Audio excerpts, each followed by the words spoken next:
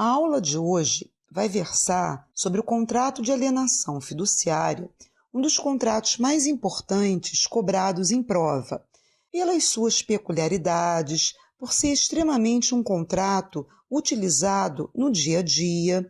Vamos começar pelo conceito.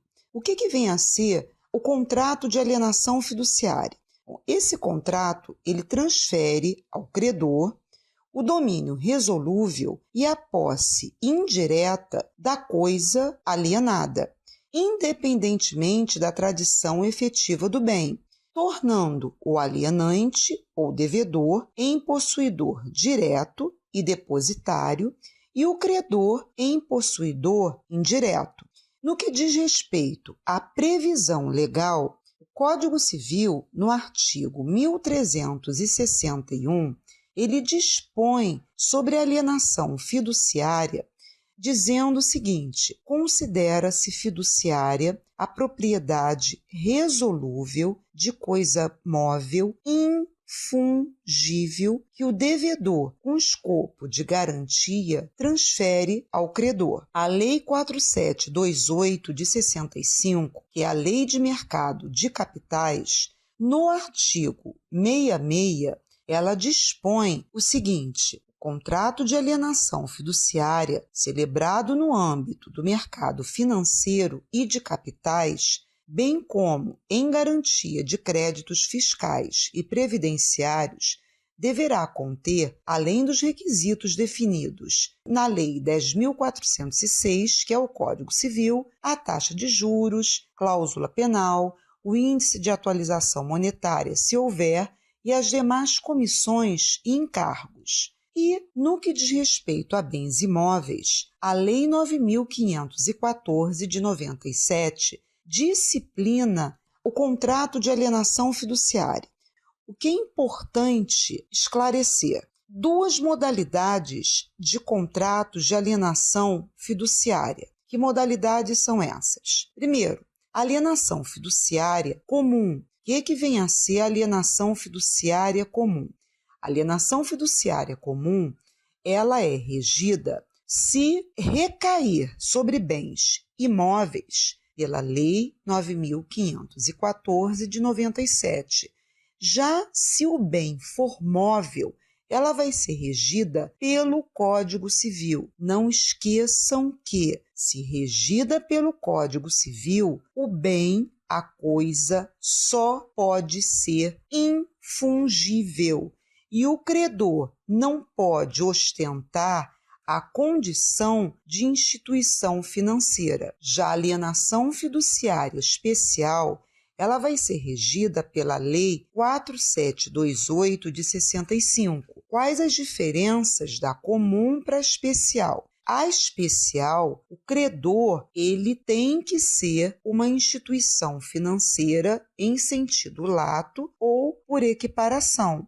E a coisa pode ser bem fungível e bem infungível. Em resumo, o contrato de alienação fiduciária, a modalidade do contrato de alienação fiduciária, se comum, se o bem for imóvel, Lei 9.514 de 97. Se o bem for móvel, atenção, regido pelo Código Civil, se infungível, e o credor não ostentar a condição de instituição financeira. Já a alienação vai ser especial, vai ser regida pela Lei 4728, se o credor for uma financeira. Aí independe se a coisa é fungível ou infungível. No que diz respeito às partes, eu gosto muito de trabalhar com exemplos. Vamos pegar um exemplo em que um exemplo corriqueiro, o judiciário está atolado desse exemplo, principalmente quando do inadimplemento da obrigação. O que acontece? Vamos pegar o exemplo de uma alienação que recaia sobre um veículo. O comprador, ele não tem como investir na compra de um veículo à vista. Ele se dirige a um vendedor, a uma concessionária, escolhe o bem, objeto do que ele efetivamente se interessa, e como ele não tem condições de pagar pela compra, pelo objeto, ele contrata com uma financeira. Quem vai adimplir a obrigação pelo vendedor é a financeira. Então, nesse primeiro momento, há uma relação originária entre o comprador e o vendedor. Notem que, por minutos, a posse direta e a propriedade plena vão estar com o comprador. Isso tudo porque, quando ele compra o bem do vendedor, a transferência da propriedade para o comprador se dá com a tradição. Só que o vendedor ele vai sair dessa relação contratual porque é a financeira que vai adimplir a obrigação em nome do comprador. Então, saindo o vendedor da relação jurídica originária, forma-se uma nova relação entre quem? O comprador e a financeira.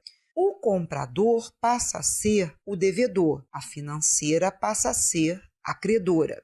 O devedor, ele é nominado de alienante fiduciante, a financeira de credor fiduciário. Isso tudo por quê? O porquê da terminologia. Devedor.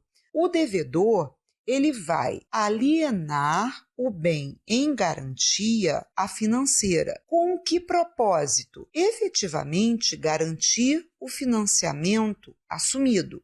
Então, ele aliena o veículo à financeira.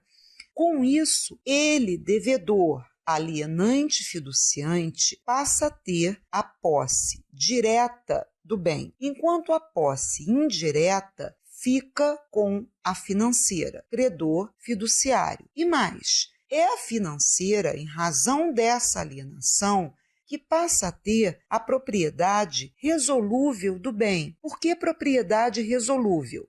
Essa propriedade está sujeita a uma condição resolutiva, que é o adimplemento da obrigação. Adimplida essa obrigação, o devedor retoma a propriedade do bem. Inadimplida, o credor, ele vai ficar com o bem, ele vai deter a propriedade do bem e vai ter que vender esse bem para satisfação do seu crédito. O que é muito importante, o credor, o fiduciário, ele detém, na verdade, há o desdobramento da posse, porque o devedor, ele tem a posse direta e o credor, ele tem a posse indireta. Sendo que o devedor, por ter a posse direta, ele não pode alienar ou dar esse bem em garantia a um terceiro sem anuência do credor. Muitos desconhecem o artigo 66b, parágrafo 2º da Lei 4728, que diz o seguinte: devedor que alienar ou der em garantia a terceiros, coisa que já alienara fiduciariamente em garantia, ficará sujeito à pena prevista no artigo 171, parágrafo 2º, inciso 1 do Código Penal. Então, prestem atenção, essa restrição imposta por lei, o devedor, se incidir no artigo 171, ele vai se sujeitar às penas previstas por esse artigo. Então, nós já vimos o conceito, nós já vimos as partes, nós já vimos o desdobramento, algumas características. Agora, o que é extremamente importante é que relações estão embutidas, inseridas no contrato de alienação fiduciária. Primeiro, esse contrato ele tem uma natureza mista, uma natureza híbrida. Isso tudo por quê? Ele envolve uma pluralidade de relações. Que relações, na verdade, são essas?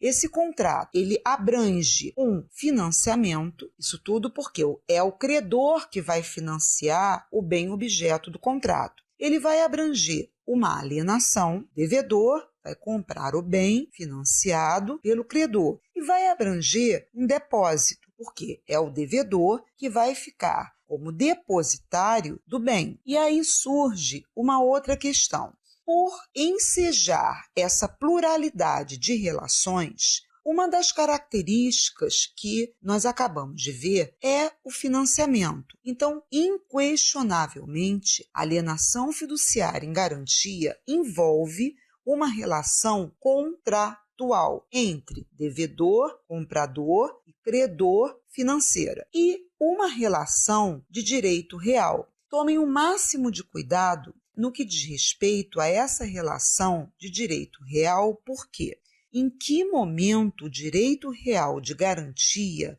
ele se consolida? Tomem cuidado que não é com a mera assinatura do contrato. O Código Civil veio, por fim, pôr por terra a controvérsia antes existente. Então, o artigo 1361, parágrafo 1º do Código Civil, diz que constitui-se a propriedade fiduciária com o registro do contrato, celebrado por instrumento público ou particular, que lhe serve de título no registro de títulos e documentos no domicílio do devedor ou, em se tratando de veículos, na repartição competente para o licenciamento, fazendo-se anotação no certificado de registro. Então, que direito real de garantia é esse? É a propriedade fiduciária. Não confundam propriedade fiduciária com propriedade resolúvel. A propriedade resolúvel é aquela propriedade que advém da alienação do bem do devedor ao credor, com o escopo de garantir o financiamento ajustado. A propriedade fiduciária é o direito real de garantia. Esse direito real de garantia, ele somente vai surgir com o registro do contrato no órgão competente. Fiquem atentos. Quando o bem for imóvel, o registro é o Registro Geral de Imóveis, o RGI. Quando o bem for móvel, um veículo, pelo Código Civil, o órgão competente é o DETRAN. Quaisquer outros bens móveis, cartório de títulos e documentos. Se o contrato não for registrado, não há que se falar na propriedade fiduciária, não há que se falar em direito real de garantia. Não há que se falar na legitimidade do credor inadimplida a obrigação para ajuizar uma ação de busca e apreensão. Então, fiquem atentos com as características do contrato de alienação fiduciária que são muito cobradas em prova. Pessoal, eu vou deixar na parte abaixo do vídeo, no canto esquerdo, para que vocês assistam a aula anterior e no canto direito para que vocês possam assistir a próxima aula. E eu peço a vocês que vocês curtam, compartilhem esse vídeo, o link Desenhando Direito, e eu tenho uma obra da minha autoria que se chama Lições de Direito Empresarial. Já está na 12ª edição pela editora Forense. Então, quem quiser me prestigiar, é uma obra que abrange toda a parte geral, sociedade limitada, SA. E também quem quiser curtir a minha página no Facebook é Mônica Guzmão com 2 S's. Vocês me darão o maior prazer. Qualquer dúvida, eu vou estar à disposição sempre de vocês, tá? Um beijo em cada um.